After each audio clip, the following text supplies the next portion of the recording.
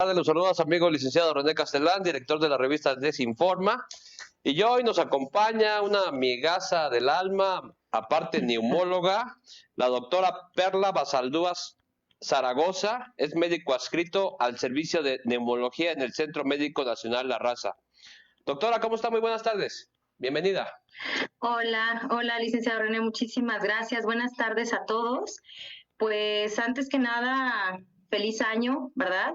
Muchas gracias por la invitación, René. Afortunadamente estamos muy bien en el contexto de la situación actual a nivel mundial de la pandemia por coronavirus. Afortunadamente estamos muy bien y pues nuevamente gracias por la invitación. No, gracias a usted, doctora. Gracias, muy amable. Fíjese, doctora, que yo le llamé porque sí veo que hay una situación muy complicada por la pandemia y hay mucha gente pues, que le queremos hacer muchas preguntas. Y una de las que yo le quiero hacer es ¿cuál sería la situación actual de la pandemia? Ok, René, pues realmente a nivel mundial seguimos todavía con una situación muy complicada en el tema del control de los contagios. Como sabemos, ya casi cumplimos un año, llevamos prácticamente ya un año de que empezó la pandemia en nuestro país, desde que llegó el primer paciente a México. Y desafortunadamente nos ha costado muchísimo trabajo poder controlar el número de contagios. La pandemia actual por coronavirus, como sabemos que pues se originó ya prácticamente en diciembre del 2019 en China, fue recorriendo país por país hasta propagarse al nuestro. Y desafortunadamente nos ha costado muchísimo trabajo disminuir el número de contagios secundario a que es una enfermedad sumamente infectocontagiosa. Una vez que entró a nuestro país, la propagación de persona a persona se fue incrementando. Desafortunadamente, en un inicio, las medidas de control sanitario para poder disminuir el riesgo de contagios no se llevaron pues de una forma tan adecuada. El uso temprano del cubreboca para poder disminuir el número de contagios, pues no fue a lo mejor en un tiempo muy adecuado, pero bueno, afortunadamente ahorita ya se ha llevado a cabo una serie de estrategias por parte de la Secretaría de Salud en cuanto a sana distancia, uso de cubrebocas, lavado de manos, distanciamiento social, quédate en casa, etcétera, etcétera. Sin embargo, después de que pasamos el primer pico altísimo en cuanto a los contagios, vino lo que fue el semáforo naranja. El semáforo naranja implicó que, pues también por la situación económica de nuestro país, que pues muchos empresarios, pequeños negocios, grandes negocios estaban sufriendo desde el punto de vista económico, se pudo reaperturar varios servicios en cuanto a centros comerciales, restaurantes, porque disminuyó efectivamente el número de contagios y el número de pacientes hospitalizados. Las camas que había disponibles pues ya habían incrementado, ya había menos ingresos, menos muertos y pudimos pasar a semáforo naranja. Pasamos a semáforo naranja y posteriormente viene la reapertura, como ya le había comentado, de estos establecimientos y al no tener un apego adecuado al uso adecuado del cubreboca, al distanciamiento, a las medidas de higiene, sana distancia, nuevamente hay un repunte de casos, principalmente como foco rojo en la Ciudad de México, en donde nuevamente tenemos que pasar por el nuevo incremento de los contagios. ¿Cómo sabemos esto? Pues por el número de pacientes que están hospitalizados por región y desafortunadamente estamos ahorita pues nuevamente en un pico muy elevado en cuanto a los días de, más bien a los pacientes que están hospitalizados en este momento, a la ocupación hospitalaria principalmente, ¿no? Entonces, estamos nuevamente en semáforo rojo, René, y pues bueno, desafortunadamente con una alta incidencia todavía de pacientes muy complicados y desafortunadamente de muertes en nuestro país. Doctora, pero ¿cómo detectar los síntomas, los principales síntomas? Desde luego no tomamos luego muchas veces la sana distancia, el cubrebocas, el gel, pero ¿cómo vamos a detectar los primeros síntomas para podernos aislar? Ok, bueno, ahorita vino una temporada muy crítica porque estamos en época invernal. Entonces, época invernal se traduce en una alza en los casos de influenza y desafortunadamente los síntomas al inicio de la enfermedad son muy comunes a un resfriado común, como puede ser escurrimiento nasal, puede haber irritación a nivel de la garganta, dolor de cabeza, malestar general. Uno de los síntomas, René, fíjate que se ha visto que muchos pacientes han logrado identificar de manera temprana es pérdida del olfato y del gusto. Dentro de lo que es la clasificación de los síntomas actualmente pues ya aprobados por la Secretaría de Salud es principalmente fiebre, cefalea, malestar general, tos seca predominantemente y falta de aire. Pérdida del gusto y del olfato también son síntomas que se pueden relacionar y también hay síntomas gastrointestinales. Algunos pacientes pueden llegar a tener en un inicio una gripita muy leve, pero tener un poquito de diarrea. Hay pacientes, René, que pueden tener solamente un poquito de gripa, que es realmente muy insignificante, ni siquiera se sienten mal, o algunos que tienen solamente pérdida del gusto y del olfato. Y los síntomas de gravedad son aquellos que se caracterizan por fiebre persistente, que es una temperatura por arriba de 38.7 grados, malestar general muy importante, dolor de músculos, de articulaciones, dolor de cabeza y mucho cansancio. Los pacientes refieren realmente mucho cansancio, como si hubieran hecho, no sé, muchísimo ejercicio, mucho sueño, mucho ataque al estado general. Cuando hay presencia, René, de tos y falta de aire, aguas, aunado a fiebre, eso es COVID hasta no demostrar lo contrario. Cuando se presentan estos síntomas de manera inicial en un miembro de la familia o en un miembro colaborador de una empresa, hay que inmediatamente tomar la prueba para poder hacer diagnóstico y aislarlo. ¿Para qué? Para poder prevenir que esta persona que está presentando síntomas iniciales sea un factor de riesgo para contagiar a muchas otras personas más. Entonces, esos son como los principales síntomas que debemos de tomar en cuenta. Que sería falta de aire, fiebre, cefalea, tos, dolor de cabeza. Exacto. Ok, doctora. Doctora, ¿cómo debemos o qué debemos de hacer para prevenirlo? Ok, lo más importante, René, realmente es acatar las medidas que la Secretaría de Salud nos ha estado recomendando desde el inicio de la pandemia. Realmente, una medida tan insignificante o tan simple, algo que realmente podemos hacer de forma cotidiana es el uso del cubreboca. El uso del cubreboca no acá en la frente, no acá en la barbilla, no acá en la bolsa, ¿ok? Sí, es claro. El uso de cubreboca de manera adecuada. El uso de cubreboca que cubra completamente la nariz, completamente la boca, es esencial. Es uno de las principales estrategias que podemos hacer todos de manera responsable y sobre todo solidaria para poder disminuir el riesgo de contagios. Esa simple estrategia nos podría ayudar muchísimo a empezar a disminuir los contagios porque es la primera barrera. El virus se transmite por la saliva, se transmite por las secreciones cuando un paciente tose, cuando un paciente estornuda, cuando un paciente se toca la boca o la nariz y está infectado y en ese momento yo le doy o lo abrazo y lo saludo de beso, o tengo contacto a menos de un metro, 1.5 metros de distancia y estamos conversando, ese es factor de riesgo para contagiar a otras personas cuando esta persona está positiva. Entonces, si utilizamos el cubreboca, ya disminuimos el riesgo de que nos toquemos la nariz o la boca o de que podamos contagiar o nos puedan contagiar recibiendo el virus por vía respiratoria. Esa es una de las principales estrategias que debemos de implementar. Desafortunadamente, no hay ningún medicamento, vitamina, alimento, suplemento alimenticio que podamos tomarnos y nos pueda prevenir infectarnos del virus. El virus ya está en todo el mundo, ya está presente, ya está habitando a muchísimas personas que pudieran portarlo y transmitirlo, y lo que tenemos que hacer es ponerle una barrera. ¿Cómo ponemos esta barrera? Con el uso del cubreboca. Otra estrategia, René, importantísima es el lavado de manos.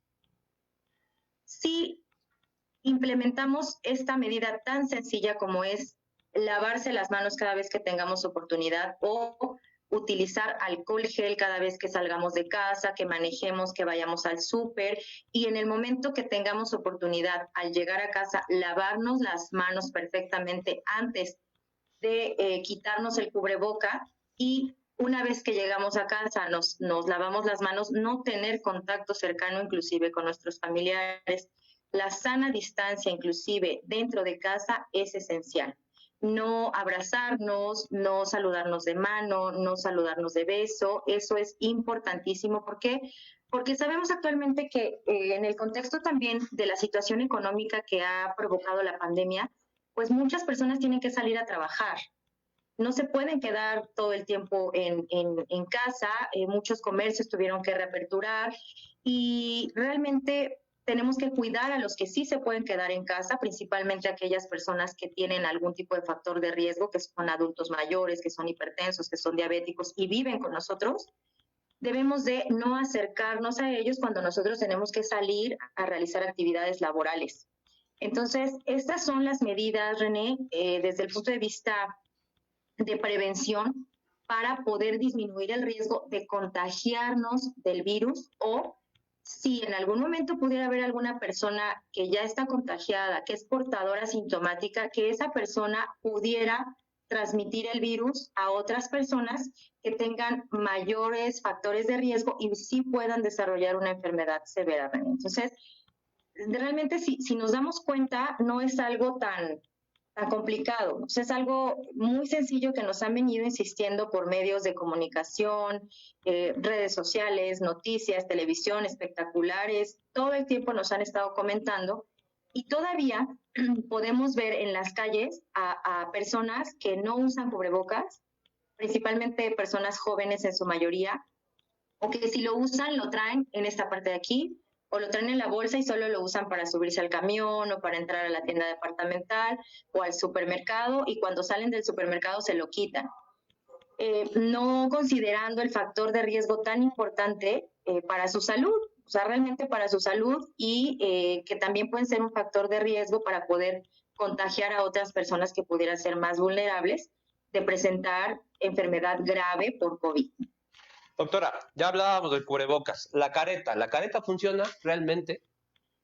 Fíjate que esa es una pregunta muy, muy interesante y pues que realmente debemos de tocar, porque pues realmente estos foros sirven para poder aclarar muchísimas dudas y muchos mitos que puede haber todavía después de un año casi de pandemia con respecto a la pandemia, ¿no? La careta se ha visto ya prácticamente en estudios que no protege, o sea, no disminuye el riesgo de contagio. ¿Para qué se utiliza la careta, no? Por ejemplo, profesionales de salud, estamos directamente en contacto con pacientes en zona COVID, pues utilizamos realmente cubreboca de alta eficiencia o caretas con filtros de alta eficiencia. ¿Y qué es lo que sucede? Cuando nosotros estamos en contacto con pacientes que están infectados y tenemos que manejar vía aérea, intubarlos, podemos tener riesgo de que salpiquen secreciones de mayor tamaño que pudieran caer a los ojos principalmente, y la careta puede ayudarnos a disminuir evitar como que las gotas más grandes o salpicaduras nos caigan directamente en la cara o en los ojos, aunado al cubrebocas. Entonces, he visto, René, inclusive hasta en medios de comunicación, en la calle, personas que utilizan solamente la careta sin el cubreboca. Eso no sirve absolutamente de nada. Si no tenemos cubreboca y solo usamos careta, el riesgo es exactamente el mismo. Hay otras personas que he visto en ocasiones que utilizan una especie como de careta pequeña que les cubre la boca y la nariz, pensando como si esto sirviera como una barrera para poder limitar la entrada del virus. Realmente esto tampoco sirve. ¿Para qué puede servir la careta? Para no tocarnos la cara. Si tenemos el adecuado uso del cubreboca y podemos utilizar una careta la cual podamos estar utilizando y no desechar cada vez que utilicemos una, es para no tocarse la cara. O sea, de repente si vamos manejando, salimos del súper, ya tocamos muchas cosas que pudieran estar contaminadas, el dinero, superficies, etcétera, pues nos sirve para que de repente no tengamos como el instinto de tocarnos los ojos o la cara y disminuir todavía más el riesgo de poder contagiarse como una medida de protección, pero ojo, nunca sin el cubreboca. Lo más importante es el cubreboca y adicional pudiera ayudar un poquito la careta, pero realmente se ha visto que en estudios clínicos esto no ha ayudado, la careta no ayuda en lo absoluto a disminuir el riesgo de contagios. Doctora, otro de los mitos, no sé si sea realidad o no, el dinero, la ropa, ¿sí está el virus ahí en el dinero, en la ropa? Hay que cambiarnos cuando lleguemos a casa, lavar la ropa, el dinero, pues lavar el dinero. ¿Qué debemos de hacer ahí? Esa es una pregunta muy capciosa, René, realmente. ¿Qué fue lo que sucedió cuando empezó la pandemia? Cuando empezó la pandemia, todos, René, en el mundo, todas las personas en el mundo teníamos mucho miedo y se conocía poco acerca de las características del virus en general, del tamaño, de la forma de transmisión, etc., del peso, ¿no? Cómo se transmite principalmente y cómo se vio que podía manifestarse de diferentes formas, tanto a nivel pulmonar, vías respiratorias, como a nivel gastrointestinal, provocando diarrea, por ejemplo. Hubo muchas interrogantes acerca de qué estrategias utilizar para no contagiarte. Entonces, al principio era lavar absolutamente todo, ¿no? La bolsa de las papas, la leche, las monedas, los billetes, absolutamente todo, ¿no? Los zapatos. Ahorita se ha visto... ¿Mandé? Los zapatos. Exacto, exactamente. Ahorita se ha visto que el virus tiene un peso bastante mayor comparado con otros virus como es influenza, por ejemplo, y si tiende a tener un peso mayor, pues va a tender a irse hacia las superficies inferiores un poco más rápido, o sea, no tiende a mantenerse suspendido en el aire. Siendo así que ahorita se ha visto que sí disminuye el riesgo de que, por ejemplo, yo fui al súper y agarré billetes o traigo mi celular y lo dejé en una superficie que no sé si estuvo contaminada o no, o que se pueda transmitir por la ropa o cosas que yo estoy tocando, ¿no? O sea, toqué esto y por esto ya me infecté. O sea, por el hecho de tocar el celular ya me infecté. Realmente no sucede así. Sí se siguen recomendando las estrategias en cuanto a higiene, por ejemplo, desinfectar tus zapatos. Cuando entres, nosotros que somos personal de salud y que estamos directamente en zonas COVID, pues lo recomendado es que antes de entrar al domicilio donde radicamos, tengamos que eliminar la ropa en la que estuvimos en el hospital, porque pudiera tener a lo mejor cierta carga, ¿no? O pudiera estar un poco más contaminada. Sin embargo, en la actualidad, si somos muy observadores, lo que realmente funciona es el lavado de manos. Si yo fui al súper y pagué con mi tarjeta de crédito y la tomé, la volví a meter a mi cartera, a mi bolsa y llego a casa, usé solamente alcohol gel al momento de tocar el dinero, llego a casa, manejé, etcétera, y antes quitarme el cubreboca, no me lavo las manos o me confío solo con el alcohol gel y no me lavo las manos, entonces puede aumentar el riesgo. Realmente aquí en lo que tenemos que poner muchísima atención es en el lavado de manos. Siempre lavado de manos. Cuando yo tengo riesgo de tocar una superficie contaminada o las manos de una persona que puede estar portador o infectado y no me lavo las manos, entonces ahí tengo mayor riesgo de poder contagiarme. Realmente lo más importante es en cualquier momento, antes de poder comer o llevarte las manos a la cara o hacer cualquier cosa, si saliste a la calle, tocaste dinero, etcétera, es lavarte las manos. Si crees que estuviste en una situación de riesgo, entonces sí, quitarte tu ropa que estuvo en la calle, desinfectar bien tus zapatos, lavarte las manos, y con eso es más que suficiente para poder ya integrarte a las actividades de casa una vez que tuviste muchas actividades en un día fuera de casa. Esa sería principalmente la recomendación, pues más que estar todo el tiempo lavando los billetes, las monedas, ¿no?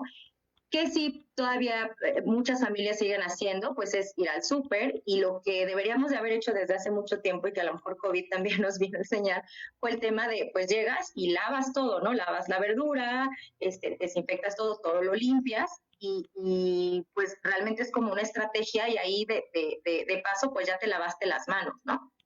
Entonces realmente eso es lo que más ayuda que pensar que como tal toqué algo o en mi saco o en mi pantalón traigo el virus, y eso es un riesgo suficiente para poder contagiarme. Doctora, ¿cuándo acudir a valoración? Cuando ya me sienta cómodo. Híjole, René, ahorita, en este momento, al día de hoy, esa es una pregunta sumamente importante. Considero que es la principal interrogante en el mundo en general. ¿Qué es lo que está sucediendo ahorita?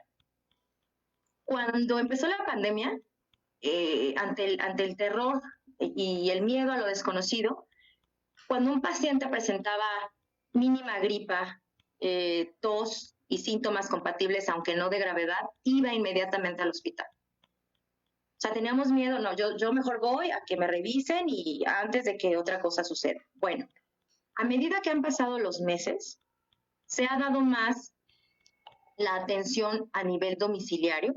También ha habido mayor atención por videollamada de pacientes que están con algún tipo de síntoma, y desafortunadamente los pacientes están llegando en este momento al hospital en condiciones sumamente desfavorables. Están llegando en una etapa ya muy avanzada de la enfermedad. Llegan ya con una neumonía tan avanzada que para nosotros es sumamente difícil poder tratarlos y poder salvarles la vida, en pocas palabras, René. ¿Cuándo acudir? Si hay síntomas como los que acabamos de mencionar al inicio de nuestra charla, y yo no presento disminución de la oxigenación, no presento falta de aire, la fiebre puede a lo mejor estar persistente, pero se puede controlar con tratamiento adecuado. Y no siento que voy hacia la complicación, hacia la disminución de la calidad de vida, es decir, falta de aire, mayor ataque al estado general, mayor tos. Entonces puedo a lo mejor, una vez que recibo valoración de primer contacto, ya sea por médico general, en unidades de medicina familiar que pues realmente se atienden a pacientes que son de bajo riesgo, no hay mayor problema llevar tratamiento en casa. ¿Qué pasa? ¿Cuáles son los datos de alarma? Cuando el paciente empieza con síntomas leves, pero la fiebre no se quita. Cuando hay dolor de pecho. Cuando hay tos en accesos que no permite, o sea, tos muy severa que no permite que el paciente pueda respirar, que le falte el aire. Y cuando hay disminución de la oxigenación, cuando nosotros ponemos, ahorita igual está ya muy de moda los oxímetros de pulso, los venden prácticamente en cualquier farmacia.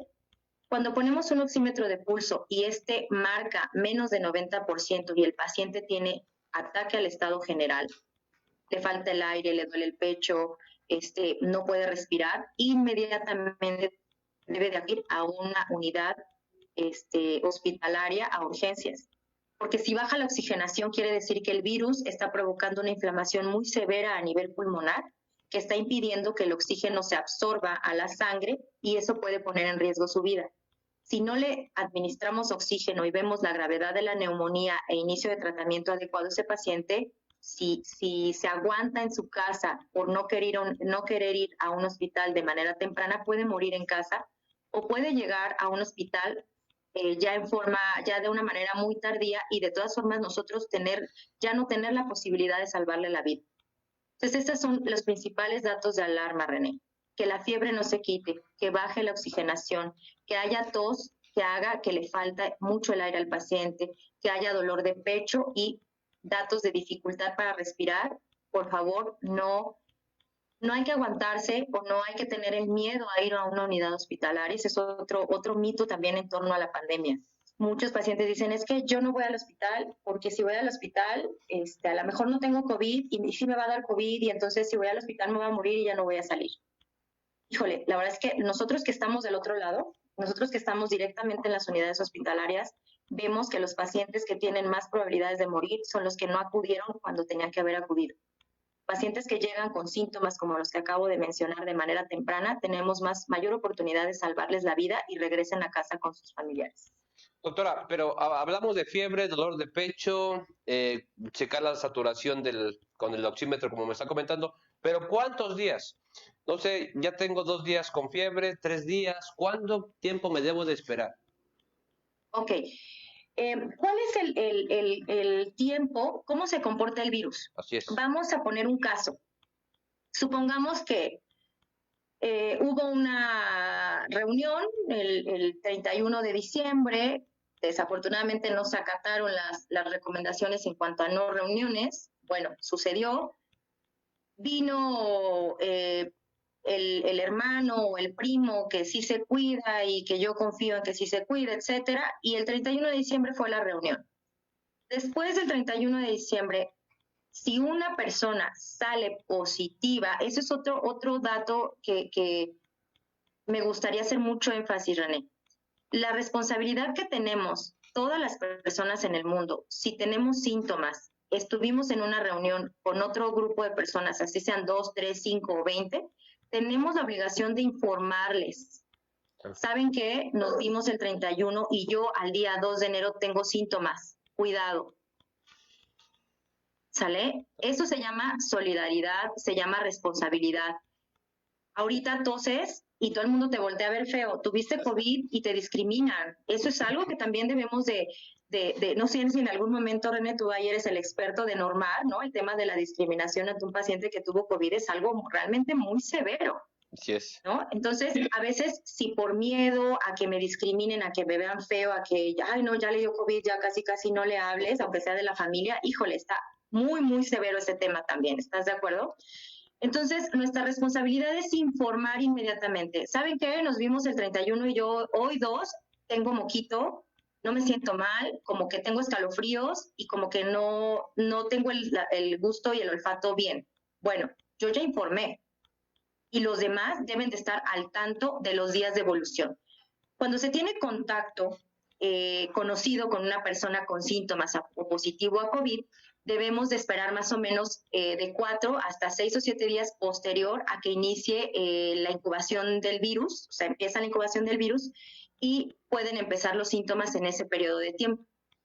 Los síntomas, dependiendo de la gravedad, si no hay fiebre, si solamente hay un poco de tos, moquito, un poco de dolor de cabeza, pero no hay fiebre y ataca el estado general importante y no baja la oxigenación, podemos esperar 4, 5, 6, 7 días si los síntomas no se incrementan, ¿vale? Y cumplir un periodo de aislamiento de por lo menos 14 o 21 días.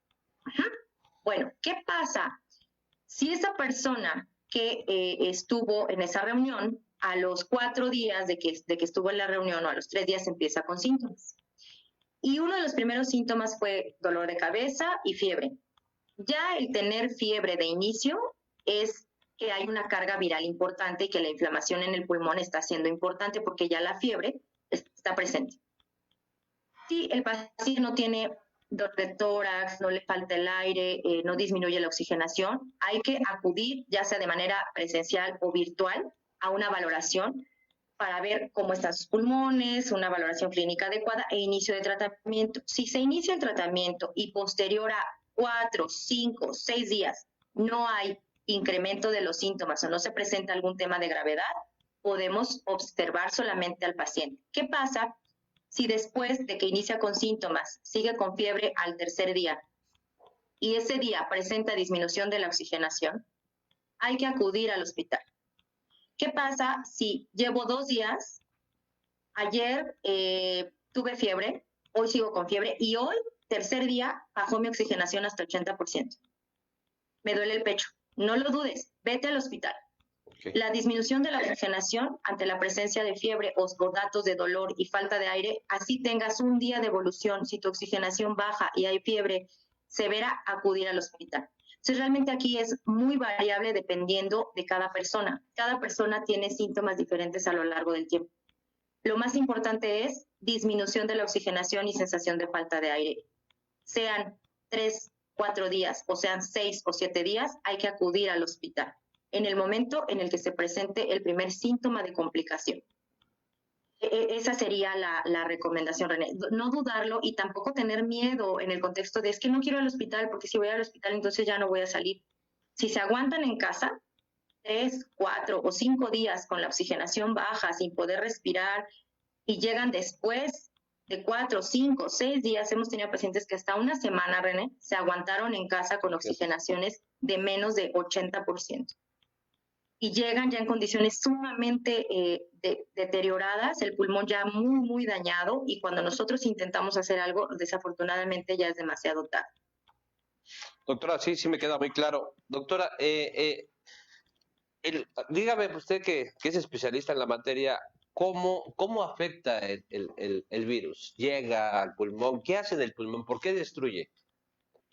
Ok, el virus lo que hace es que entra a nivel de las mucosas, empieza a replicarse hasta alcanzar una carga viral adecuada para poder migrar al torrente sanguíneo y poder llegar a ocasionar una cascada de inflamación sumamente severa en pulmones.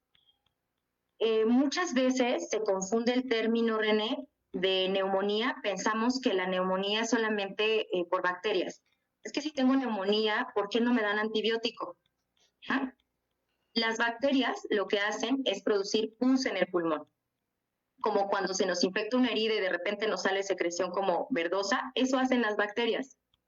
Coronavirus, COVID, es un virus, como su nombre lo dice, y lo que hace es llegar al pulmón, se pega a las células pulmonares y empieza a destruirlas. Empieza a destruirlas y empieza el pulmón a tratar de defenderse, ocasionando una inflamación importante, tratando de atraer a células para defenderse e intentar matar el virus. ¿Y qué es lo que sucede? Inflama. Inflama, hay secreción de líquido, hay muchas células, hay también alteración a nivel de los vasos sanguíneos, es otro punto importante que inflama a los vasos sanguíneos pequeñitos y puede ocasionar también la acumulación de pequeños trombos que hagan que la oxigenación baje todavía más. Entonces el pulmón, en términos, digamos que coloquiales, como que se llena de líquido, y si nosotros respiramos e intentamos meter el aire al pulmón, ese líquido no va a dejar pasar al oxígeno hacia la sangre. Entonces hace una barrera para poder absorber el oxígeno, por lo tanto el oxígeno no pasa, los niveles de oxigenación en sangre bajan, nuestros tejidos no llega una adecuada concentración de oxígeno a nuestros tejidos y entonces empieza a haber falla a muchos niveles, a nivel muscular, a nivel renal, y a nivel cardíaco principalmente, ¿no? ¿Qué es lo que debemos de hacer? Tratar las complicaciones del virus. Si el virus está ocasionando inflamación, vamos a dar medicamentos para frenar esa inflamación.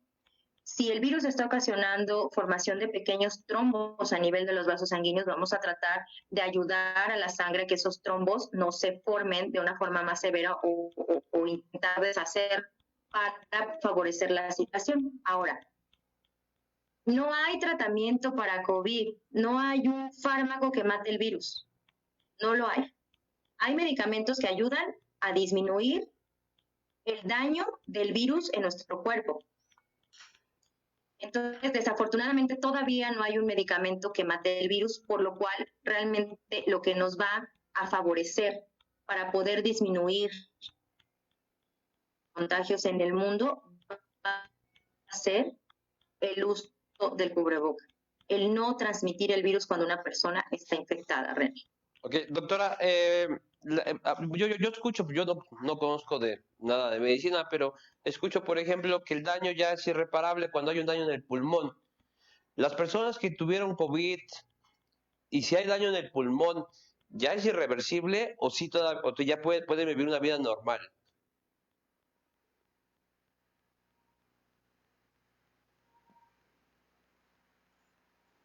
Bueno. Déjalo, si se lo recupera.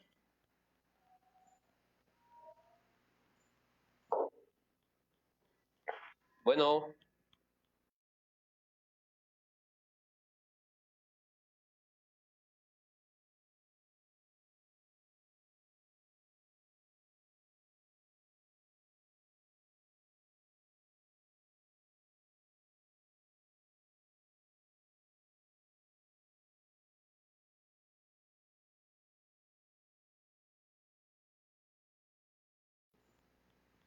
Sí, si me están escuchando, que se restablezca la comunicación de la doctora. Parece que se le trabó el internet.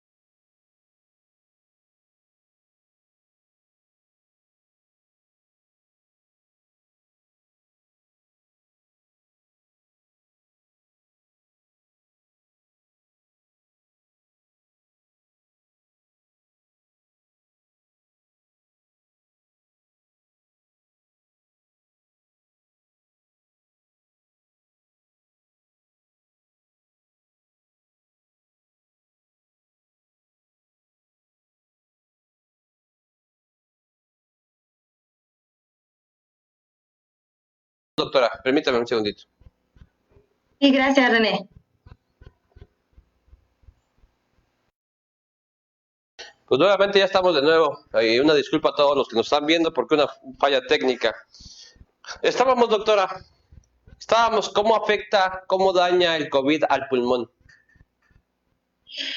Bien, René. Desafortunadamente, COVID es un virus que ocasiona enfermedad a muchos niveles. A nivel físico, a nivel mental, a nivel emocional, a nivel económico, en muchos niveles. Desde el punto de vista físico, René, el principal daño es a nivel pulmonar. No así el único. Esta inflamación que te comento que produce el virus de una forma demasiado severa, cuando el pulmón se empieza a desinflamar, pueden quedar cicatrices. Esas cicatrices por la inflamación tan severa se traduce como fibrosis pulmonar, que puede ser irreversible. Esas cicatrices se pueden quedar ahí en el pulmón ya de por vida, y lo que tenemos que evaluar los médicos es que no sean progresivas y que el paciente pueda recuperar la mayor cantidad de pulmón que estuvo dañado, para que pueda dejar el oxígeno suplementario, para que pueda ir retomando su actividad física sin que le falte tanto el aire, etcétera, etcétera. Eso se puede lograr con un programa de rehabilitación pulmonar después de evaluar cómo quedó el pulmón después de haber tenido COVID o neumonía por COVID. Otro de los órganos que también se daña de una forma muy frecuente puede ser el corazón, que también se debe de mantener seguimiento. Puede haber también algunos signos o alteración a nivel del sistema nervioso por estas alteraciones en los vasos sanguíneos que te comentaba. Sin embargo, son menos frecuentes. Uno de los aspectos que afecta más a los pacientes es el uso de oxígeno después de haberse recuperado del virus. O sea, ellos ya se sienten mucho mejor, pero hay que enfatizar aquí, René, que COVID no es como una gripa. O sea, COVID no es como una gripita que te dura una semana, 2 semanas a lo mucho, te queda un poco de tos, pero no hay mayor problema. COVID desafortunadamente puede ocasionar secuelas irreversibles y el tiempo de recuperación hasta poder dejar el oxígeno suplementario después de haber superado el proceso infeccioso severo puede ser hasta de 2 meses o más. Por lo cual depende mucho la valoración individual de cada persona. Cada persona hace un daño muy diferente en sus pulmones, dependiendo de cada persona es el daño. Y otro daño muy importante, René, que hemos estado viendo en nuestros pacientes es el daño emocional. El daño emocional al saberse infectado y al tener una sensación de muerte inminente, o sea, el miedo a morir. El solo hecho de ya empecé con síntomas, ya me siento un poco mal, estoy positivo, ¿en qué momento voy a estar estable o voy a poder complicarme? ¿Y qué tal si me complico? ¿Qué va a pasar? ¿Me van a intubar? ¿Voy a morir? ¿Voy a salir adelante? Desafortunadamente el tema emocional, aunado también, René, al tema del aislamiento. O sea, no es solo el estar enfermo, o sea, te tienes que meter a un cuarto, no puedes convivir con tu familia, estás solo, casi le tiene que pasar al paciente la comida, ¿no? Para mantenerlo aislado. Y otra también es el miedo a contagiar a sus familiares. O sea, ya el paciente está infectado, ahora tengo miedo a morir y tengo miedo de afectar a uno de mis familiares que también pudieran tener riesgo de morir. Entonces, hemos visto, René, que las secuelas emocionales pueden ser todavía más severas que las secuelas físicas, desafortunadamente. Otro tema que te comentaba también, René, es el tema de la discriminación. O sea, ya no es solo el hecho de estuve hospitalizado, el paciente sale con oxígeno, sale sin poder caminar sin oxígeno, cansándose, con el señalamiento de no, pues es que tuvo COVID y casi le doy la vuelta, ¿no? Aunque sea mi familiar, etcétera. Es algo sumamente fuerte. Y otro también, René, es el tema económico. Es una enfermedad cara. Estando en casa, los tratamientos son el oxígeno, híjole, no sabes, ¿verdad? O sea, la escasez por la alta demanda del oxígeno es un problema sumamente severo. Es muy difícil que un paciente consiga oxígeno para que se lo lleven a su casa de manera oportuna. Los concentradores de oxígeno que se utilizan para poder suministrar el oxígeno al paciente están al doble del costo previo a la pandemia. Antes, un concentrador, comprar un concentrador de 5 litros podía costar, no sé, 8, 12 mil, 15 mil pesos, y ahorita solo la renta mensual puede estar en esa cifra. El costo de un equipo de concentrador de oxígeno puede estar al doble o más, y esto puede salirse de las posibilidades de muchas familias que desafortunadamente son de escasos recursos y son las más afectadas porque tienen que salir a trabajar, porque no pueden estar todo el tiempo en su casa, tienen que sobrevivir de alguna manera, ¿no? Y ese es otro aspecto, René, que también está afectando muchísimo a los pacientes y a veces familias completas contagiadas, René, desafortunadamente. Doctora, ¿se puede volver a contagiar nuevamente o es un mito? No, René, eso de verdad, importantísima esa pregunta. Sí se pueden volver a reinfectar las personas. ¿Ah? No se confíen, por favor. El hecho de, ok, yo tuve síntomas leves, ya estuve positivo, ya no me va a dar. No, eso definitivamente es un mito. Hay otro tema a polémica, René, que es el tema de los anticuerpos. Cuando una persona estuvo infectada y formó cierto número, ciertos títulos o niveles de anticuerpos, piensa que, ok, ya tengo anticuerpos, ya no me voy a enfermar, y no necesariamente es así. Todavía estamos aprendiendo del virus. Todavía no sabemos qué tipo de anticuerpos, qué tan altas son las cifras de anticuerpos que se producen y cuánto tiempo pueden durar en el organismo. Y aparte, el organismo de todas las personas es completamente diferente. Así que la inmunidad al virus no sabemos todavía cuánto dura exactamente, dependiendo de cada persona, cuáles son las características que pueden hacer que haga más anticuerpos o le duren más.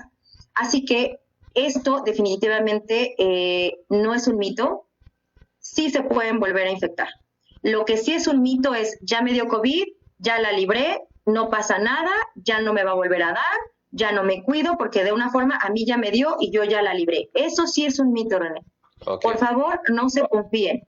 Sí hemos tenido familias completas que han estado reinfectadas, desafortunadamente. Entonces, el haber tenido COVID no es una garantía, así que pues no hay que bajar la guardia nunca, aunque ya hayan superado un proceso de la enfermedad. Yo a todos mis pacientes recuperados, a todos les digo exactamente lo mismo. El que usted haya salido de un proceso infeccioso por COVID no le asegura que no se pueda reinfectar, así que se tiene que cuidar exactamente igual o más que antes de que le diera COVID. ¿Por qué? Porque su pulmón ya está dañado por COVID, entonces su pulmón ya es más susceptible a presentar una enfermedad todavía más grave y ahora sí poder matarlo si se vuelve a infectar.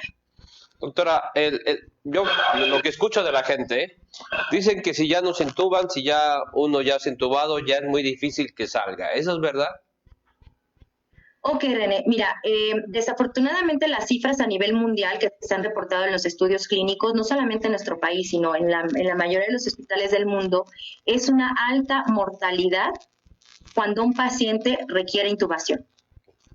Eso es una realidad, no lo puedo negar. Ahora, no quiere decir que si un paciente llega con neumonía grave y requiere intubación, no quiere decir que si no lo intubo va a sobrevivir.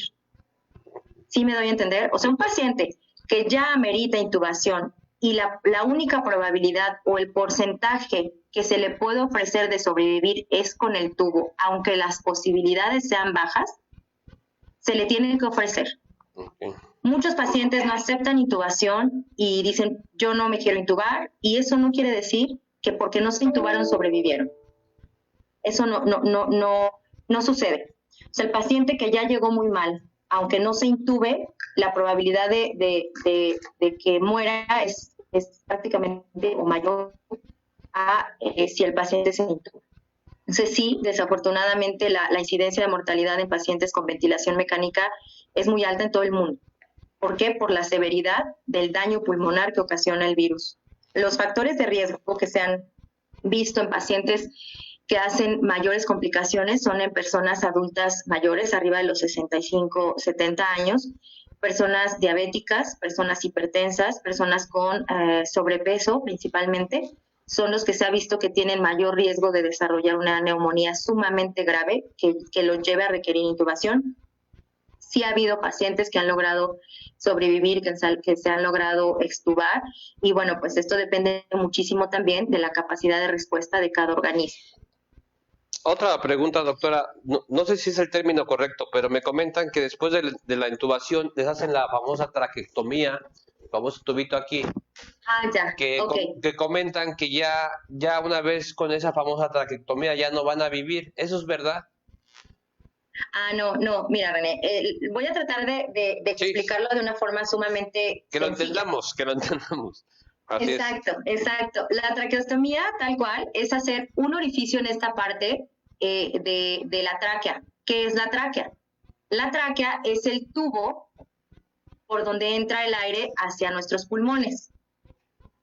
Cuando un paciente hace neumonía, los pulmones se inflaman y cuando entra el aire a través de la tráquea, que lleva el oxígeno, llega al pulmón, no se puede absorber. Entonces, Cuando esto ya es muy severo y el pulmón no tiene la capacidad de oxigenar el cuerpo, si lo podemos decir así, lo ayudamos con el ventilador.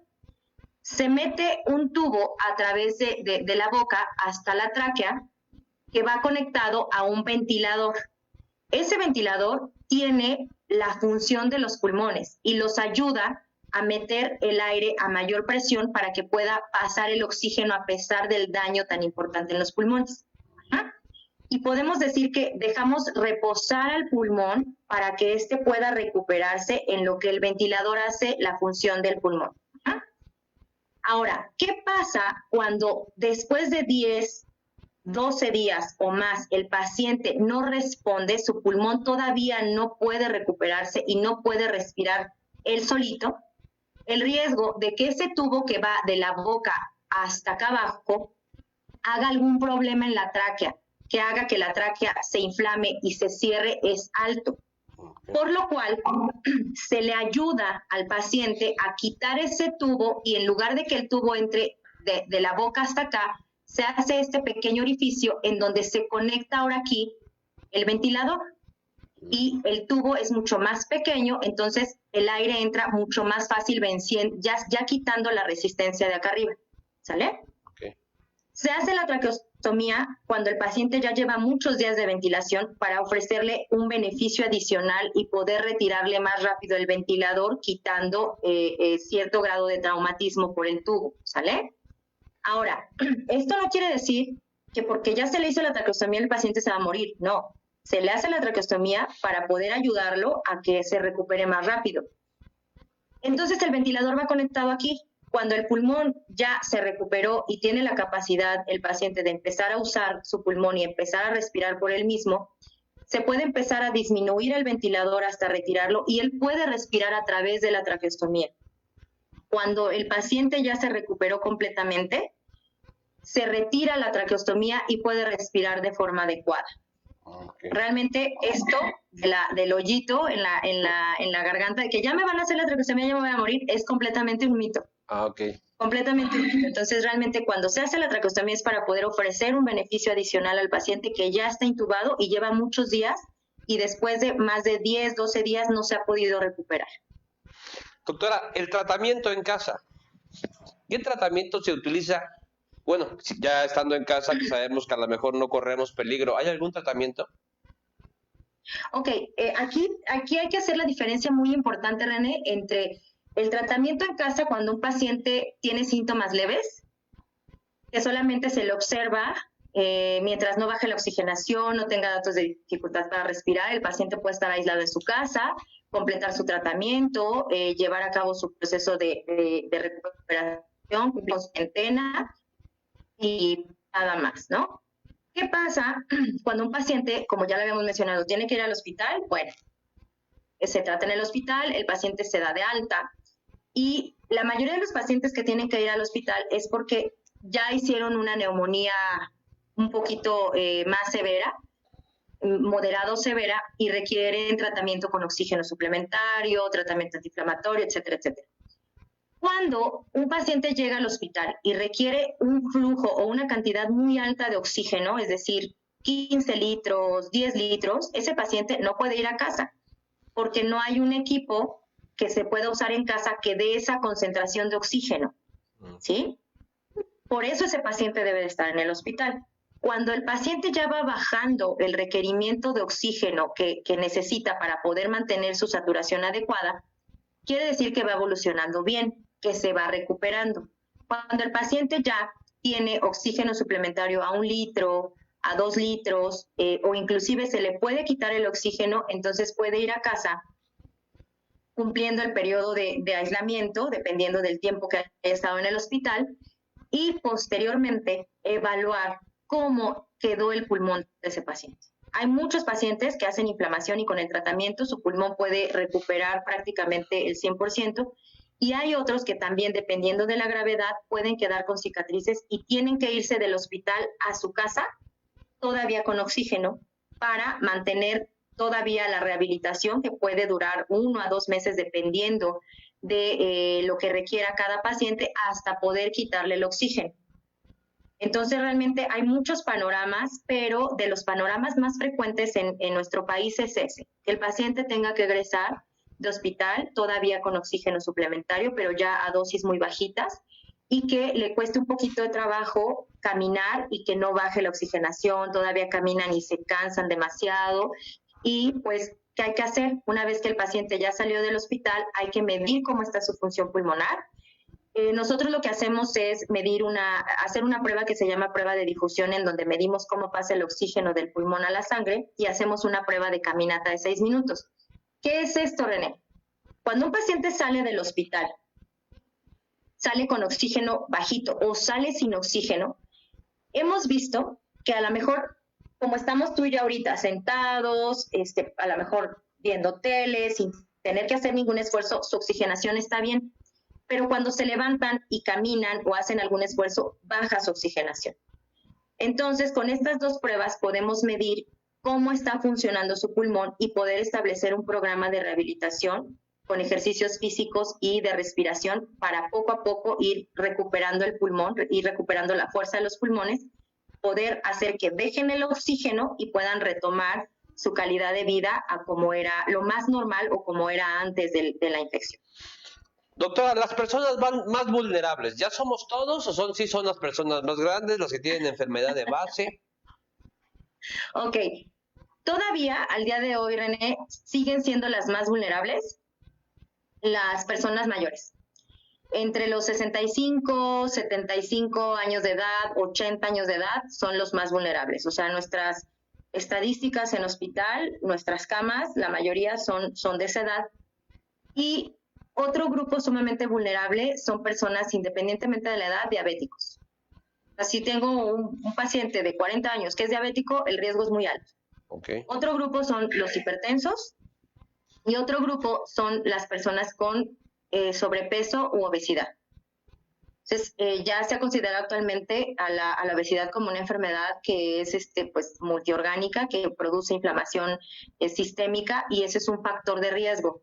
Entonces, estos son los principales grupos. Esto no quiere decir, René, que otras edades no sean vulnerables. También hemos tenido, aunque en menor número, pacientes de 30 años, de 24 años, de 35 años, sin comorbilidades y que tienen neumonía grave. Entonces, no hay que confiarse por el tema de, bueno, estoy joven, ¿no?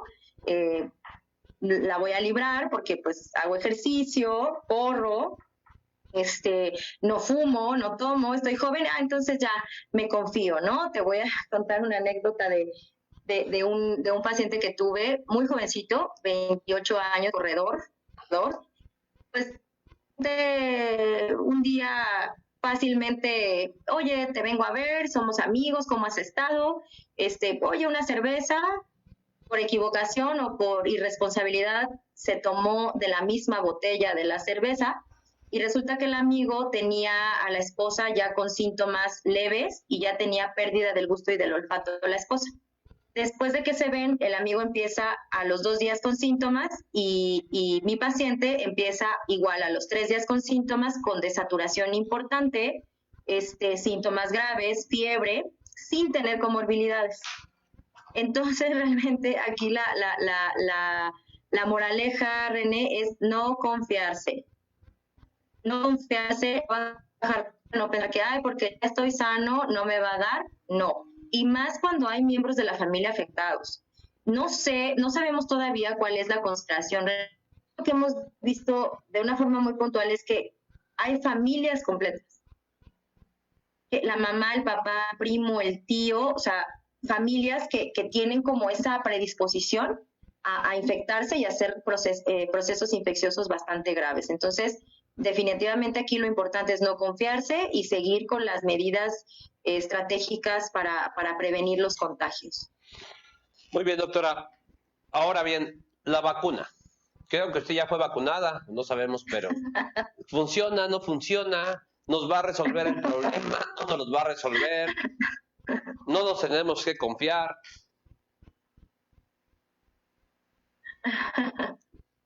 Sí, efectivamente, René, acabas de tocar un tema sumamente polémico a nivel mundial. Yo ya estoy vacunada. Soy neumóloga en Centro Médico La Raza, entonces soy personal de primera línea todo el tiempo en zona COVID con pacientes con infección grave. Y bueno, ante la contingencia y pues que prácticamente la demanda de la vacuna a nivel mundial es muy alta, pues fue que se priorizó al personal de salud, ¿no? Definitivamente es la única estrategia que tenemos hasta este momento, René, para poder no asegurar que el virus va a dejar de estar presente en el mundo. ¿Qué es lo que hacen las vacunas? Las vacunas lo que hacen es estimular a nuestro sistema inmunológico a producir anticuerpos para que cuando el virus se presente tengamos la capacidad de combatirlo. Pero esto no quiere decir que no tengamos el riesgo de enfermar, ¿vale? ¿Qué es lo que hacen las vacunas? El mismo mito que la vacuna de influenza. Cuando la vacuna de influenza surgió, decían, es que yo no me voy a vacunar porque me voy a enfermar. La vacuna no sirve para que no te enfermes. La vacuna sirve para que no hagas una neumonía grave que te lleve a la muerte. Entonces, realmente sí sirven las vacunas. A nivel mundial hay sistemas de regulación que son muy estrictos en el contexto de los estudios clínicos para poder autorizar cualquier tipo de fármaco, vacuna que se utilice en seres humanos. Entonces, realmente la prioridad ante la pandemia y ante todas las muertes que ha habido alrededor del mundo ha hecho que haya dudas acerca de si, ¿por qué tan rápido? Si no sé, a lo mejor un estudio clínico tarda más tiempo ahora porque tan rápido, a lo mejor no sirve, a lo mejor realmente la mayoría de los investigadores en diversos laboratorios a nivel mundial se han dado la tarea de trabajar de una forma acelerada, forzada para poder ayudar al mundo entero, ¿no? Entonces, si ya hay vacunas por laboratorios que son regulados por instancias internacionales aprobadas, definitivamente sí sirven, van a servir para inmunizarnos. ¿Cuál es el verdadero problema? Justamente ese, el mito de, no, es que a lo mejor no sirve, a lo mejor me hace daño, a lo mejor me enfermo. Realmente no tenemos otra opción. No hay, como lo repito, ningún medicamento que mate el virus.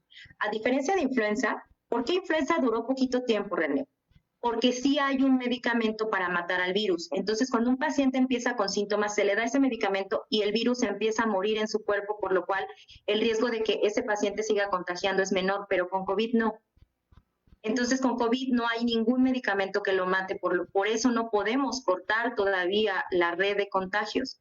Sí podemos inmunizar a la mayoría de la población en el mundo de una forma mucho más rápida. Esto es que las personas formemos anticuerpos que hagan, no que no nos enfermemos, sino que si el virus se presenta y podemos estar en contacto con él en algún momento, poder matar al virus o poder tener inmunidad contra él y no ser un factor de riesgo para presentar una infección grave que pueda contagiar a otras personas. Ahí es donde realmente se va a empezar a cortar la red de contagios con personas que estén inmunizadas y se vaya disminuyendo el riesgo e ir cortando la cadenita de contagios.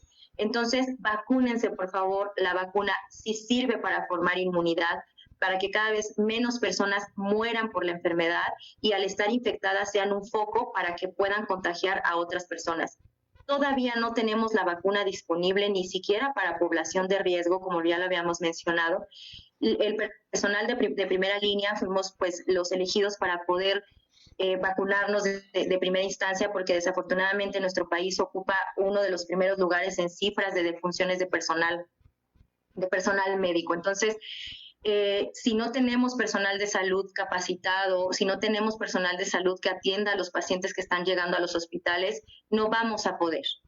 Entonces, es por eso que el gobierno decidió, no solamente en México, a nivel mundial, inmunizar primero al personal de salud para poder sostener todavía la pandemia que estamos realmente en una situación muy difícil, para posteriormente empezar a inmunizar a población de mayor riesgo y ojalá que en algún momento, en un futuro no muy lejano, René, a la mayoría de la población a nivel mundial. Entonces sí, la respuesta es sí, la vacuna sí sirve. En cuanto esté disponible, por favor, acudan a vacunarse de acuerdo a fechas de manera ordenada y ojalá de verdad que en su momento todos tengamos la oportunidad de tener acceso a la vacuna. Doctor, ¿algún efecto secundario de la vacuna? Sí, se han reportado efectos a nivel estudios clínicos cuando se empezó a probar la vacuna. Dentro de los principales efectos adversos en el momento de la aplicación está dolor, que haya un pequeño rash o una pequeña irritación a nivel de piel. Datos a vigilar al momento de la aplicación es ese, que no haya mareo, que no haya sensación de inflamación, cosquilleo, sensación de lengua hinchada o falta de aire. Eso es como lo más importante en el momento de la aplicación.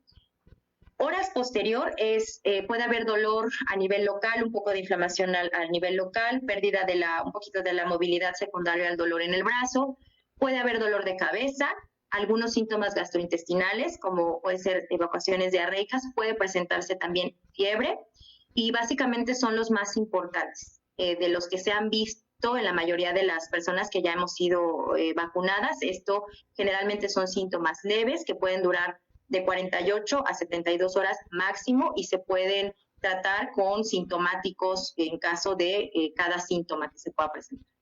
Doctora, vamos a unas preguntas del público, a ver si se las puede contestar. Sí. Bueno, que usted sí las puede contestar, sí, claro. Usted como especialista. Doctora, Marisol Rojas pregunta. Sí, Marisol Rojas pregunta, buena tarde. Excelente información, doctora. Una persona con prueba positiva, ¿cuántos días tiene que estar en la casa? Ok, aquí vamos a hacer una diferencia, Marisol, primero en el tipo de prueba. Actualmente, la primera prueba que se autorizó para diagnóstico de COVID fue una prueba de PCR que se toma tomando una muestra con un hisopo y se manda a analizar al laboratorio. Esa prueba sí nos da diagnóstico de COVID, la prueba PCR, que es un diagnóstico molecular.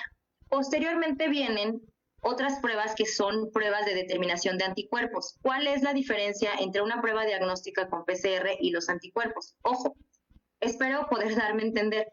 Cuando una persona está en contacto con el virus, forma anticuerpos.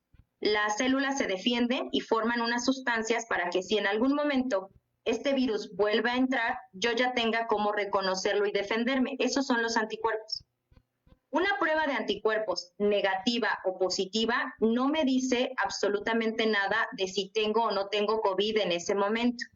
Los anticuerpos solamente me dicen, no tienes anticuerpos, puede ser que nunca hayas tenido el virus, o si tuviste la enfermedad no formaste anticuerpos.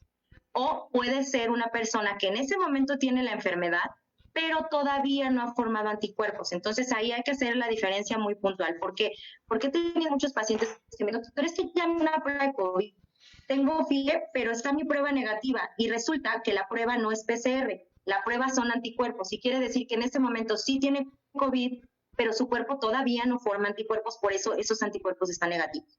Aclarando este punto, en este momento ya existe una prueba que se llama prueba rápida. La prueba rápida es un método diferente, que es un poquito más rápido que la PCR, que en ese momento da el diagnóstico de COVID. Esto hay que aclarar otro punto. Si un paciente tiene síntomas, tiene una prueba rápida y está positiva, ese paciente se diagnostica con COVID. Pero si un paciente tiene síntomas, se hace una prueba rápida y está negativo, hay que hacerle la PCR, porque la prueba rápida no excluye COVID. ¿Sale? Entonces, en ese contexto, ahora sí, vamos a aclarar las dudas. Marisol, si tuviste síntomas, aunque sean leves, una pequeña gripita, te hiciste la prueba PCR molecular y salió positiva, a partir del inicio de los síntomas son por lo menos 14 días de observación para ver que el paciente no desarrolle una enfermedad severa a lo largo de la evolución. Y se recomienda por lo menos 21 días posterior que podamos entonces retirar aislamiento, y hay algunos artículos que nos dicen que por lo menos al mes repetir una nueva PCR para ver que el paciente ya esté negativo y entonces pueda quitarse el aislamiento si es que convive con otras personas de riesgo, para pues estar seguros de que no sea riesgo de contagio. Ahora, durante la evolución de la enfermedad, cuando hay mayor contagio son los primeros 7 a 10 días, cuando el paciente empieza con síntomas. Ha habido pacientes que los tenemos con prueba positiva PCR un mes, hasta 2 meses después, pero el paciente ya está sintomático, ¿sale? Siendo muy puntuales, Marisol, por lo menos 21 días de aislamiento, repetir la prueba si es necesario y siempre acudir a valoración especializada, no automedicarse si hay síntomas de gravedad como los que mencionamos al inicio de la charla y con base en eso entonces recibir una orientación adecuada, especializada para poder retomar sus actividades de la vida diaria con toda la seguridad de que no van a contagiar a alguien más. Pues, contestada tu pregunta, Marisol. Israel Cruz pregunta, ¿qué tipo de cubrebocas funcionan? Ok, realmente los cubrebocas normales, los de triple capa, ¿no? Que son estos como azulitos, funcionan bastante bien. Hay que ver el contexto, definitivamente, ¿no? Si estamos en un factor de riesgo, por ejemplo, como personal o personas, familiares, cuidadores de un paciente enfermo, hay también ciertas guías que hay que llevar a cabo en cuanto a cómo manejar a un paciente aislado con diagnóstico de COVID, y ahí sí se recomienda tener un poquito más de protección hacia el cuidado de un familiar enfermo con un cubreboca N95. Realmente los cubrebocas N95 son los que más funcionan. Ahora, ojo, esto cuando estamos cuidando a un familiar que está enfermo, aislado. Pero ¿qué pasa cuando realmente solamente voy a ir a la tienda o voy a ir al súper, o etcétera, ¿no? Tuvimos un problema al inicio de la pandemia, René, que no había cubrebocas para el personal de salud. Entonces, muchas personas compraron, hubo muchas personas que igual se aprovecharon un poquito de la situación y empezaron a comprar y a revender cubrebocas a precios estratosféricos. Y pues ya los médicos que éramos los que estábamos al frente de los pacientes más graves no teníamos forma de adquirirlos, a veces ni siquiera los encontrábamos o los encontrábamos muy caros, ¿no?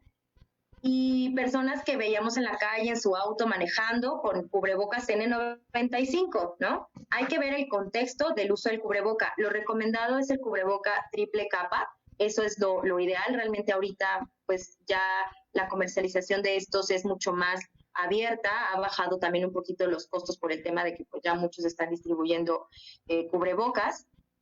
Realmente el cubreboca de triple capa, si no tenemos riesgo de tener contacto con una persona infectada, sería suficiente para poder disminuir y, como lo comenté nuevamente, es el cubreboca usado de una forma adecuada.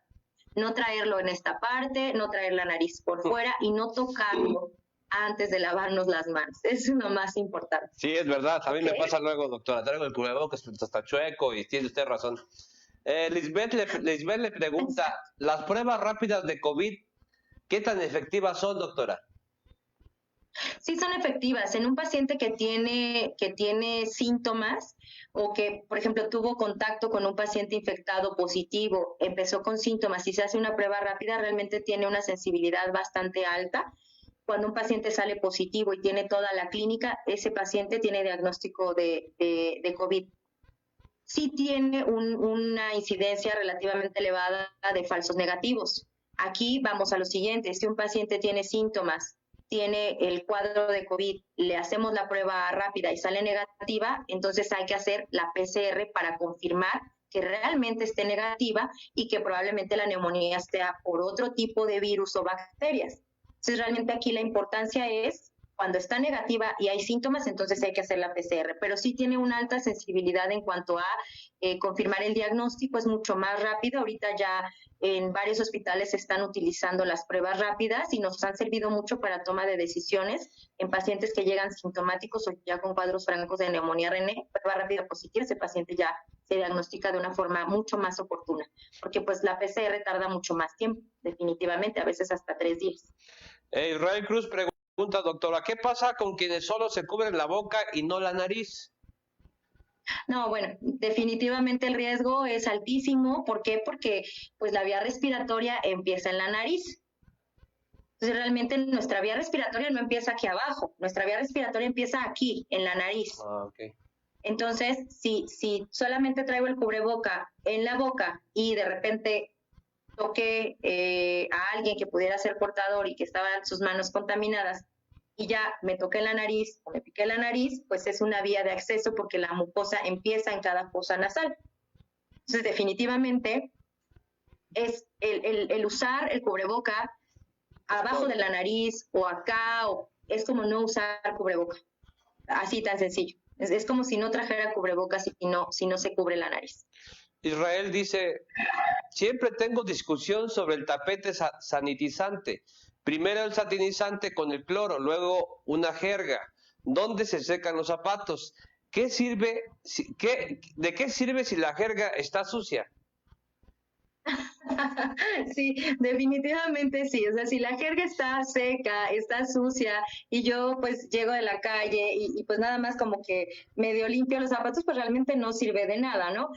Pues realmente la estrategia es tener tapete sanitizante, tener el tapete con la solución sanitizante que puede ser solamente agua clorada y tener después la jerga aquí el tema es estarla enjuagando y tenerla limpia para poder sanitizar el zapato con la solución y posteriormente secarlo. O sea, esa sería la indicación. Pues ahorita ya después de tantos meses de pandemia, René, realmente la gente también ya está harta del tema del cloro, muchas veces me llegó a ver personas rociándose de Lysol, ¿no? Desde la cabeza a los pies. Entonces, híjole, es una situación muy polémica que pues desafortunadamente no hay como tal un estudio clínico que nos diga, bueno, se midió en tantas casas tal solución sanitizante o se midió quiénes tenían la jerga húmeda o seca. O sea, esto es muy difícil de controlar. Es una situación polémica, pero pues aquí la recomendación principal es tener como las medidas básicas de sanitización, o sea, tener por lo menos una jerga, enjuagarla y tenerla húmeda con cloro suficiente y lavado de manos. O sea, antes de pensar inclusive en la sanitización, siempre el lavado de manos. Es lo más importante. Noemí Lugo pregunta, ¿el manejo de suero recombinante qué tan efectivo es? No ha habido estudios que avalen la efectividad del suero recombinante en pacientes COVID. Realmente no ha habido ningún estudio que nos diga que si se utiliza este tipo de fármaco o molécula ayude a disminuir la inflamación o sobrevida en pacientes. Entonces, nosotros en nuestro centro no lo estamos utilizando y pues realmente no ha habido un estudio que avale. De hecho, hasta el momento, René, no ha habido un estudio clínico a nivel mundial que nos pueda decir si un fármaco en realidad es efectivo. Desafortunadamente afortunadamente se están llevando a cabo muchos estudios clínicos comparando diferentes fármacos, viendo la evolución de los pacientes a lo largo del tiempo con diferentes fármacos administrados y todavía hasta la fecha no hemos tenido éxito en encontrar uno que pueda ser efectivo para poder eliminar al virus o para poder quitarlo más rápido o aumentar la sobrevida en pacientes con neumonía grave, desafortunadamente. Evi Salsa pregunta, ¿por cuánto tiempo se genera inmunidad después de la aplicación de la vacuna? Pues realmente se pone una primera aplicación, por ejemplo, nosotros ya fuimos inmunizados y a los 21 días posterior a la primera dosis, no se supone, más bien los estudios clínicos nos dicen que más o menos de 6 a 10 días empiezas a producir inmunidad y se tiene que hacer un refuerzo para poder incrementar la inmunidad que se está formando. Se pone una segunda dosis y posterior a eso se supone que ya tienes inmunidad completa más o menos a los 4 o 6 días posterior al refuerzo de la vacuna. ¿Cuánto tiempo en realidad vamos a lograr tener inmunidad? Esperamos que sea por lo menos un comportamiento igual al de influenza. Tenemos que estar vacunándonos actualmente de acuerdo esperemos, ¿verdad? Que esto que se está mencionando ahorita de las nuevas cepas del virus en un futuro no nos afecte como fue en su momento H1N1, que después había otro tipo de mutaciones del virus, e influenza estacional, etcétera, etcétera. Esperemos que esto no suceda y que, bueno, las investigaciones sigan su trayecto, pero pues en teoría es anualmente estarse vacunando contra COVID. Norma Gisela Castañeda López pregunta, después de la enfermedad, ¿a cuánto tiempo me puedo hacer el estudio para saber si adquirí anticuerpos? Se pueden hacer realmente después de los 21 días, o sea, a veces hasta en 2 semanas puede ser que ya se hayan formado anticuerpos. Lo recomendado es que sean después de los 14 o 21 días para ver si ya se formaron anticuerpos. Hemos tenido inclusive personas, compañeros, por ejemplo, igual colegas médicos que nunca han tenido síntomas y ya tienen anticuerpos. Entonces realmente es muy variable. No podemos saber exactamente si al día 1 de exposición, porque a veces ni siquiera sabemos cuál fue el día 1 de exposición, sino del inicio de los síntomas. Entonces, del inicio de los síntomas, 21 días posterior, se puede hacer una determinación de anticuerpos. Ojo, esto para ver si se formó inmunidad, no para saber si hay o no COVID, para ver si no es una prueba diagnóstica. Cuando hay síntomas, hay que hacer la prueba diagnóstica, que es la prueba rápida o el PCR molecular. Doctora, me preguntan, eso es por WhatsApp, me preguntan, Osi González, buenas tardes, doctora, ¿es normal que después de 6 meses siga doliendo los pulmones? Fíjate que eso es un dato muy importante a considerar, porque desafortunadamente las secuelas de este virus pueden ser cicatrices. El virus ocasiona una enfermedad muy severa que cuando se va recuperando es como cuando nos cortamos, cuando nos caemos y nos lastimamos la piel o nos abrimos la piel, pues la piel tiene un proceso de recuperación en donde puede hacer una cosa,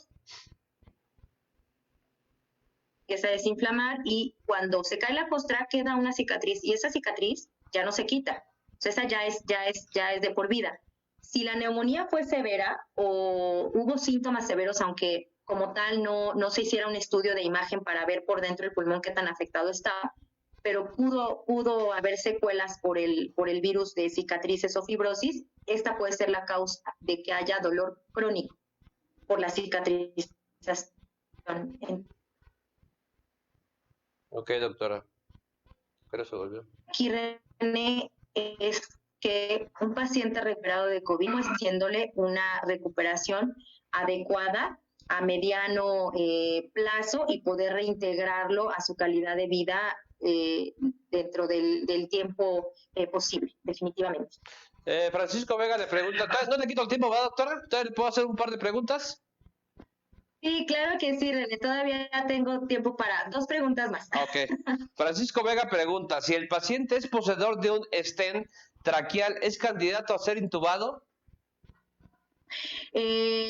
Híjole, es una pregunta realmente bastante complicada. ¿Por qué? Porque ya per se es una vía aérea difícil. Cuando nosotros manejamos la vía aérea, tenemos que elegir el tamaño del tubo que va a entrar a la tráquea. Y si es una tráquea normal, calculamos el tamaño del tubo de acuerdo al tamaño del paciente, al peso, a la edad, etcétera.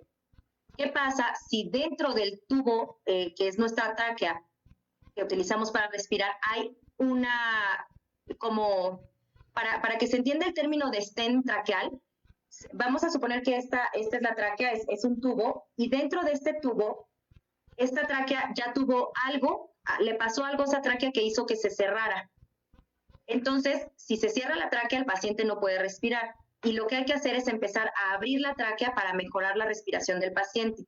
Cuando esta tráquea se puede abrir o se puede mantener abierta, pero tiene la tendencia a volverse a cerrar, entonces se pone un stent, que es como una mallita que permite que esto no se cierre nuevamente.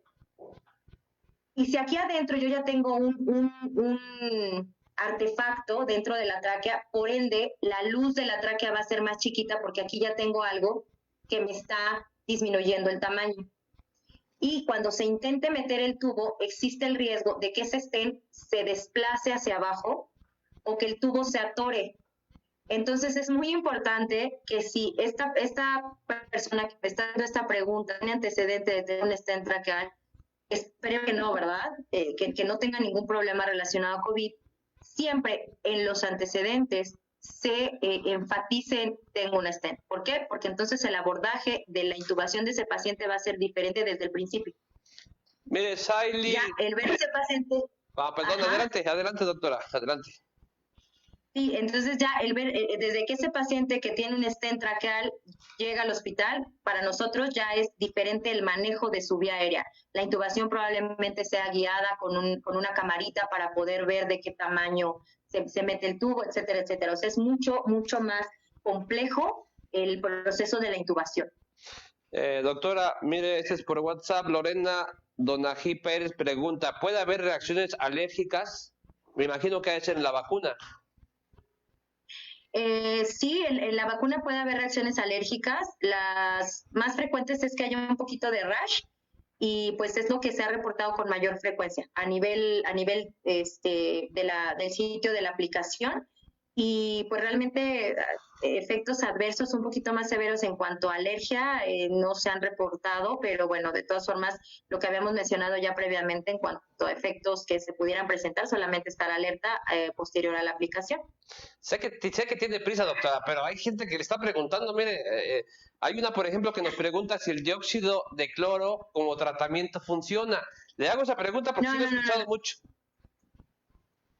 Sí, sí, esa es una pregunta que igual ha circulado muchísimo por redes sociales, René, y no, definitivamente no. O sea, no es algo que esté indicado, al contrario, puede poner en riesgo la salud de las personas, entonces definitivamente eso sí, no se utiliza.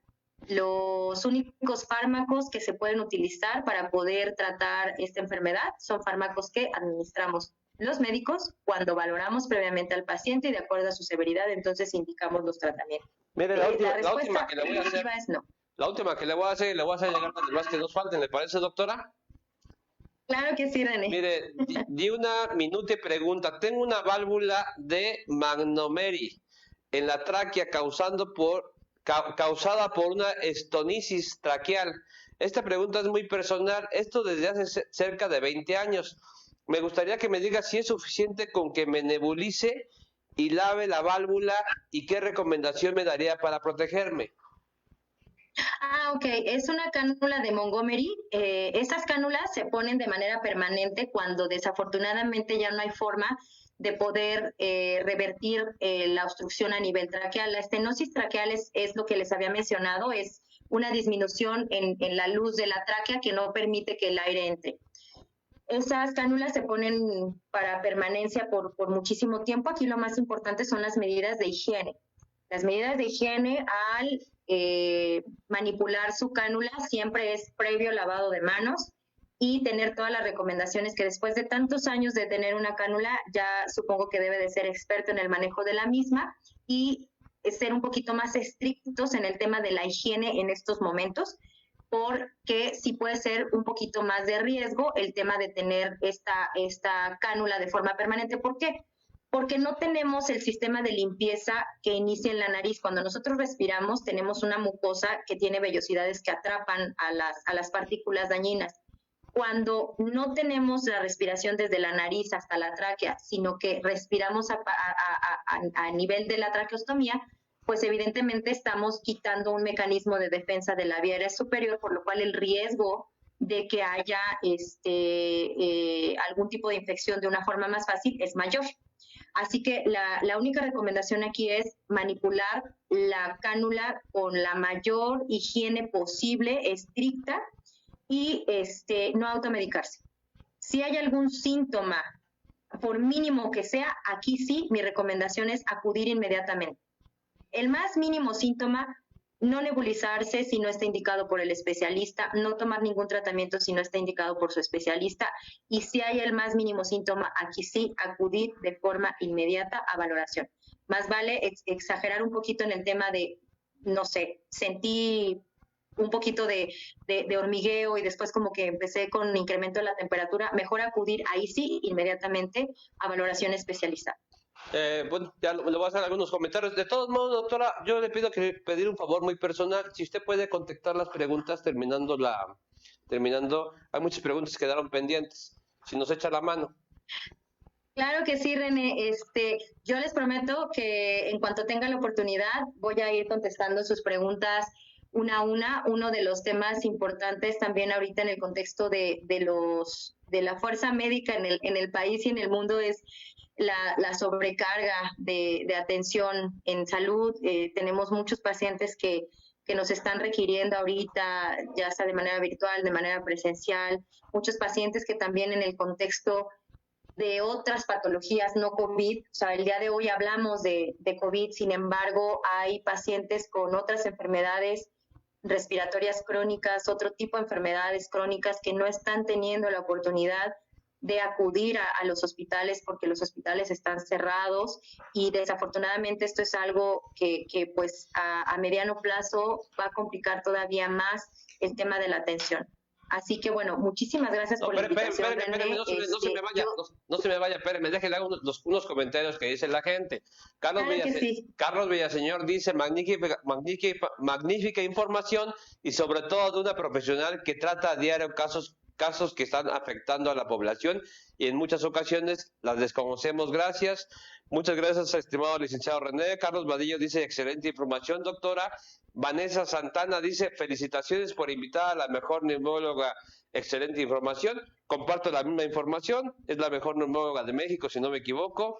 Laura Ramírez, revista Lex, felicitaciones por invitar a la doctora Perla, excelente neumóloga. Y los saludos que hay de Juan Pérez, saludos a Luis Potosí, de Tula Allende. Y doctora, las personas que quieran contactarse con usted, no sé si esté dando usted consultas privadas o alguien que, ¿cómo la pueden contactar? Sí, claro que sí, René. Muchísimas gracias de verdad por todos los comentarios. Nos esforzamos día a día, René, por dar la mejor calidad de atención a nuestros pacientes, aunque tengamos algunas restricciones ahorita por el tema de la pandemia. Bueno, yo aparte de estar en el Centro Médico Nacional La Raza, soy adscrita a esta gran institución que pues ha sido una de las principales pues fuentes ha sido un hospital realmente fuertísimo en el tema de contener la pandemia. Pues es mi casa ahorita, en este momento.